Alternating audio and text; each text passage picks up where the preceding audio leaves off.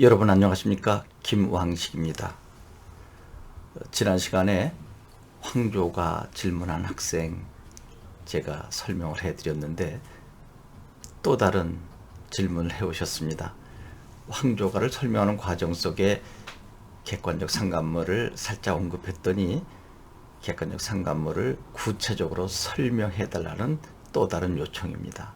한번 보실까요? 객관적 상관물하고 밑에 영어로 썼는데요. 오브젝티브 코렐러티브입니다. 그리고 객관적 상관물 속에는 감정이입과 자극이 있다고 황조가에서 설명해 드린 적 있죠. 감정이입은 엠퍼시, 자극은 스티뮬러스. 그런데 상당히 많은 선생님들 또 이론서에서 객관적 상관물과 감정이입을 이렇게 유 개념으로 놓고 있는 것입니다. 이것은 객관적 상관물이 큰 개념이고 여기에 속해 있는 것이 감정이입과 자극으로 되어 있는 거죠.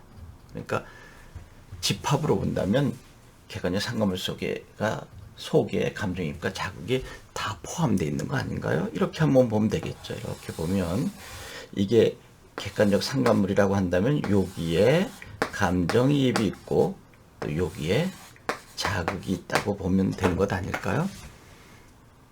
여러분, 객관적 상관물, 그런데 왜 이런 이야기가 나왔느냐? 객관적 상관물과 감정이입의 관계로 양분해서 접근하라고 나왔느냐라고 한다면 지난 시간에도 살짝 언급했지만 객관적 상관물을 자극의 개념으로 본 것입니다. 여러분, 실제로 국어 선생님들께 문학작품에 나와 있는 사물을 객관적 상관물입니까? 감정이입입니까? 라고 질문해 보세요. 명쾌하게 답변하기 쉽지 않을 것입니다. 한번 해보세요, 여러분. 사실 몇 년 전에 EBS에서 수능 국어에서 가장 질문이 많은 것이 무엇인가를 살펴봤는데 이 객관적 상관물과 감정이입에 관한 것이었다고 합니다. 여러분 학교 선생님에게 또는 밖에서 지도를 받고 있다면 꼭 객관적 상관물과 감정이입, 사물을 물어보시기 바랍니다. 그래서 저도 제가 서울 오장고등학교에 있을 때 이 질문을 많이 받았고 또 얼마 전까지 이투스에서 몇 년 전이죠. 학생들과 함께 경찰대 사관학교를 강의하는 과정 속에서 이 문제가 상당히 첨예하게 좀 대립된 질문이었습니다. 그러면 감정이입은 시적 화제의 감정이 지금 문학작품 속에 있는 사물, 지난번에 청산별곡 2장에 나와 있는 새를 예를 들었죠.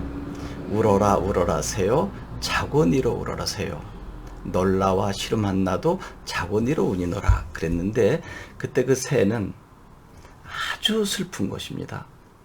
시적 화자인 내가 슬프니까 그 새도 나와 똑같은 마음으로 슬프겠지라고 한 것이 나의 감정이 새에게 투영된 것이거든요. 이런 것을 감정이입이라고 했습니다.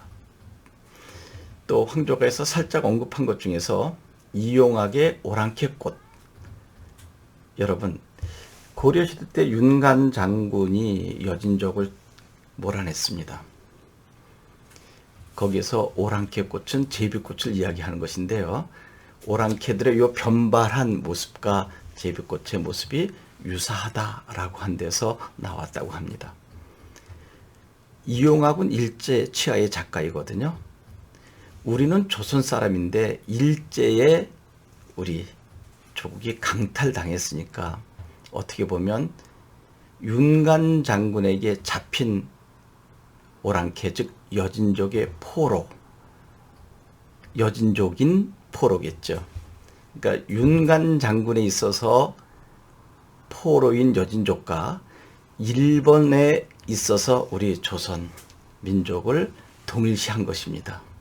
그러니까 일제치하에 우리 조선 민족이 이렇게 힘들게 지내는 것이나 윤간 장군에게 포로로 잡힌 여진족이나 똑같지 않냐 해서 감정이입으로 접근하기도 했고요. 그리고 여러분들이 잘 알고 있는 뭐가 있을까요? 고려시대 가요 중에 산접동새 난 이스타요이다 라고 했을 때 정과정 있죠. 거기에 의종에 의해서 정서가 부산 동래로 귀향을 가게 되는데 그때 그 정서의 마음과 산접동새의 마음이 똑같다. 즉 한의 정서를 가지고 있는 것. 이런 것들을 감정이입이라고 하고, 이제 자극이라고 하는 것은 여기서는 동일시대였지만 이것은 정반대 개념, 즉 대조의 개념이죠. 황조가에서 나는 너무너무 외롭고 고독한데 너희 황조는 뭐가 그렇게 좋아서 암수다정하게 노니니, 내 정서와 정반대잖아요. 부럽고 또 시기 질투의 대상이 되는 거죠. 그래서 여기 자극, 스티뮬러스라고 하는 말을 쓴 것입니다. 이제 이거와 같은 것을 정지상 송인에서 언급했죠. 봄비가 내리고 난 다음에 이제 그쳤죠. 그러면 강둑의 풀이 파릇파릇 윤기나게 더욱 푸르게 짙게 보이죠. 그때 사랑하는 여인과 손을 잡고 산책한다면 얼마나 좋겠습니까? 바로 그때 나는 이별을 하고 있으니 그 아름다운 풍경과 지금 현재 처해 있는 나의 상황은 정반대 아닌가요? 마치 황조가에서 유리왕이 외롭고 고독한 상황에 처했을 때 나무 위에서 꾀꼬리 암수가 다정하게 노래를 부르는 것처럼 이제 그것을 자극의 개념으로 본 거죠.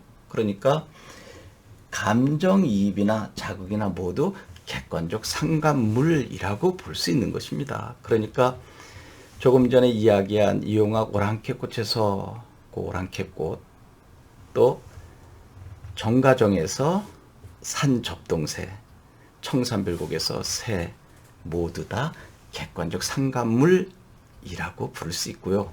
또 황조가에서 꾀꼬리도 객관적 상관물이라고 볼 수 있는 것입니다. 이 두 가지를 구별하는 문제는 나오지 않죠. 그래서 이제 감정이입도 객관적 상관물, 또 자극에 해당되는 것도 객관적 상관물.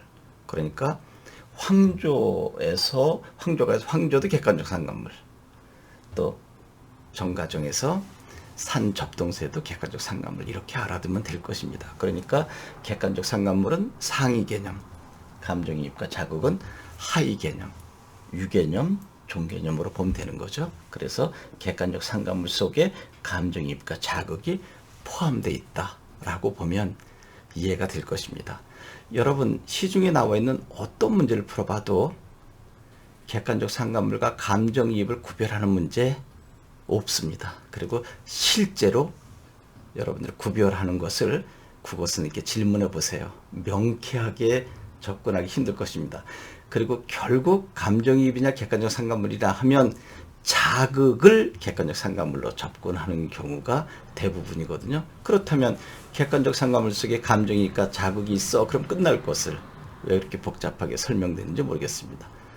이 설명을 혹시 국어선생님께서 들으신다면 저에게 연락 주시면 한번 대화해 보도록 하겠습니다.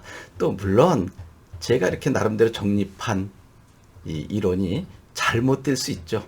근데 저는 이렇게 설명해 왔는데 문제를 푸는데 큰 문제가 없었거든요. 이렇게 했을 때 가장 이해가 쉽더라고요. 제가 조금 전에 말씀드린 것처럼 잘못 이해한 것이 있다면 국어선생님께서 저에게 연락 주시면 제가 대화해보고 제 논리가 부족하다면 그 선생님의 의견을 수용하도록 하겠습니다. 여러분 고맙습니다.